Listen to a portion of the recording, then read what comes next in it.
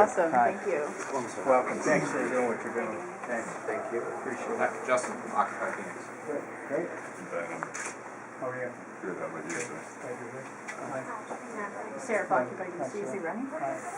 How are you? So I just flew in. It's great to meet you. And I've got for president this pardon? term? No. I Okay, did. I'm on vacation. Thank you very much.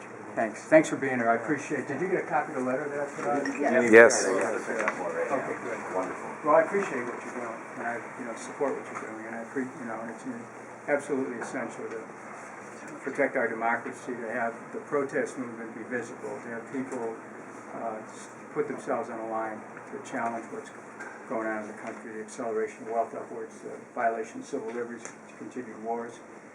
So what you're doing is really important, and I'm grateful. I wanted to tell you that I'm grateful for your efforts. That's why I came out to say hi. Thank you I very literally much. just flew in. We're going back into session.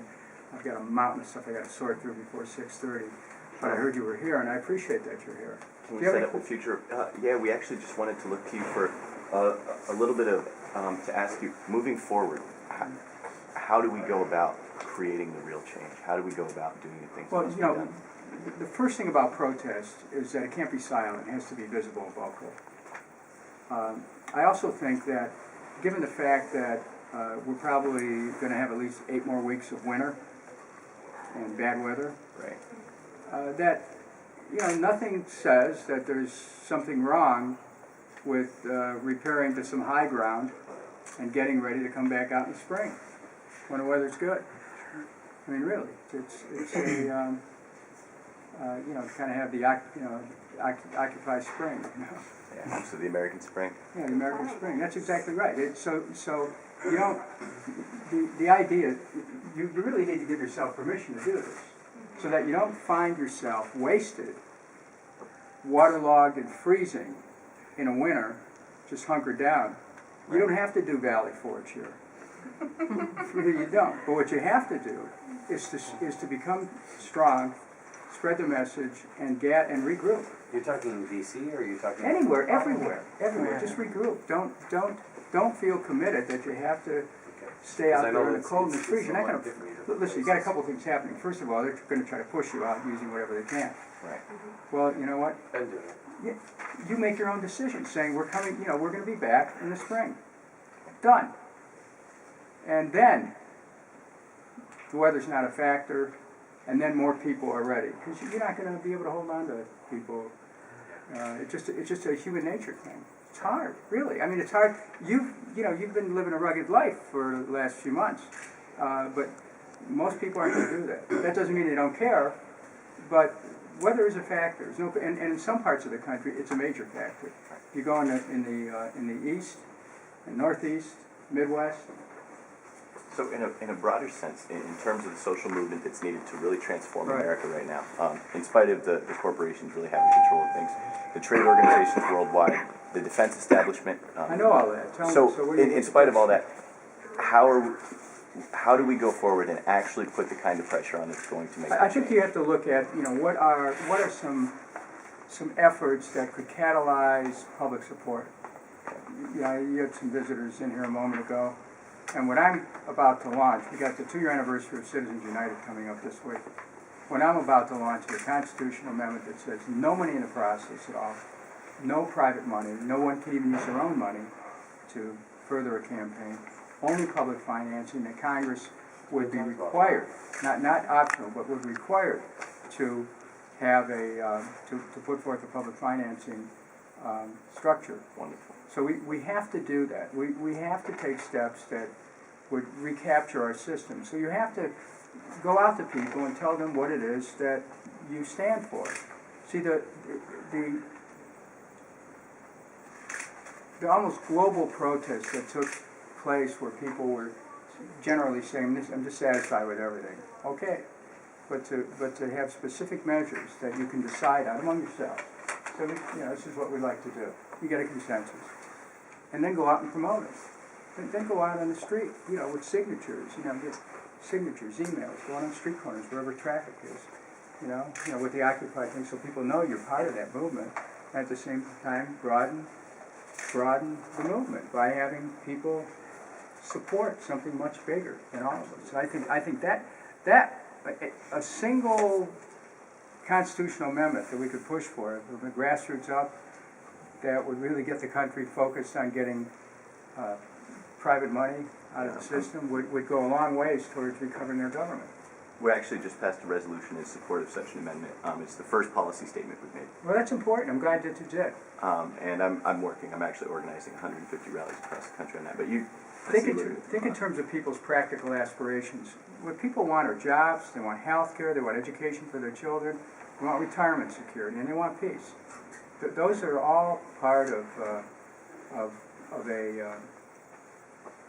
they're a collection of concerns that if you find a way to relate to, after meeting among yourselves and deciding what's the best course, it's not like there's only one way to do this. That's what I want you to keep in mind. So don't get bogged down in arguments among yourself about we have to do things in a certain way. You don't have to do things in a certain way, but you do have to act. dig. Just make a decision about a course of action. And if you have an idea that doesn't get accepted and somebody else that does, that's okay. Keep moving forward. Don't go back. But it's okay to take a break. You owe it to yourselves, I think, to take a break and set a date certain for returning. That would, make a decision. People do that all the time. When people take a leave from something, their work, they come back. It's okay to do that. And it's a way to stay fresh too. It's a way to protect your health, and it's a way to plan. You should just because you're not occupying doesn't mean you're not planning. You'd be planning for a massive return. That's what I would do, really. And so, I admire your courage for standing up and standing out and being visible. Because that's what I say where I go, everywhere I go, I say, unless the peace movement is visible, unless the environmental movement is visible, unless we get a human rights movement, unless we get a human unity movement, and all that encompass everything, unless it becomes visible, how do we even know it exists? How does anyone know? Oh, yeah. And when the Tea Party really took off here, it's when it became visible here. Really. Whatever they're said to stand for, they became visible, and that's when people started to pay attention. Occupy's gotten a lot of attention, but to come up with a focus about, these are the things we're working on. You could plan that in the interim. You could plan that over the next couple of months. By the time April comes around, you could really be ready to turn everything up. And the other thing is to continue to let people know that anything you do, any action you take, has to be nonviolent. Right. Because it's the resistance to what you do, which has gotten the political establishment in trouble because of the way that they have treated legitimate protests. It's really showing the weaknesses of our system. This system is falling apart politically. Unnecessary resistance. Absolutely. There's, it's, in football, if someone commits unnecessary roughness, they get a penalty. Here, somebody commits unnecessary roughness, they may even get a promotion. But really, but what I'm letting you know is that this is a moral endeavor that you're involved in, and so you're trying to set a higher level of conduct in public affairs and in civic affairs in our nation. Anytime people have tried to do that throughout the history of our country, they've always met resistance. But you know what? They've always succeeded. So just know that eventually what you're trying to do is going to come about. But more than patience, relentlessness is what's required. Don't quit. Just don't quit. If you don't quit, if you refuse to quit, you can't be beaten. Wonderful. That's it. Wonderful. So look, I'm Thank you glad so to much. have a chance to say So hello. much I Appreciate it. I would spend the rest of my time in Washington talking to you, but I've got Very briefly, Congressman, Thank you. is there a place, perhaps on the internet, where I can find more of your sort of spiritual writings and thinkings, things of like Spirit and Stardust, things sort of that meant? Oh, I have a website that you could get. You have a website here, which is house.gov, and I have another website which you can look up. But in terms of your sort of really spiritual minded stuff, is there a place Yeah, that you can get it. says some of that? It's there. Yeah. The internet. It's there. Can we get a group Wonderful. pic? Yeah, let's Outside go. of it? All right. Excellent. Could one of you take it? So, Yeah,